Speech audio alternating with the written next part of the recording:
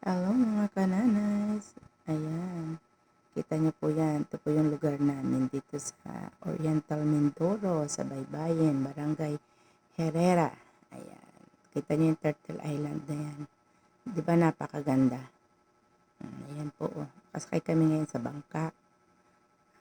Uuwi po kami ng Nauhan kasi bibili po kami ng mga paninda or pagkain. Kasama ko yung kapatid ko po diyan. Kita nyo ang ganda ng Turtle Island namin, di ba? Yan pong simula diyan hanggang dito, papunta sa Lumambayan. Ayan po ay 45 minutes pag nakamotor. Pero pagka nung panahon namin na malakas ang dagat at kami sa kagustuhan namin makapagtapos ng high school, nilalakad po namin yan, yung bundok na yan, nakikita nyo.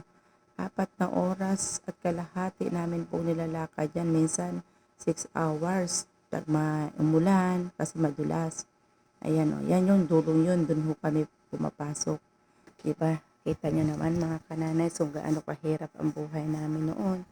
Ayan. Pero pag kalmado naman ang dagat, ayan kami nagbabangka. Pero pagka malakas, hindi naman kami pwedeng hindi papasok kasi hindi kami pwedeng hindi uuwi, wala kami makakain.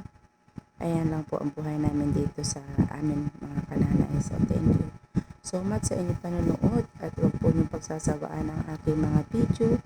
But don't skip the ads. Kung may makita po kayo, tulong niyo na lang po sa akin.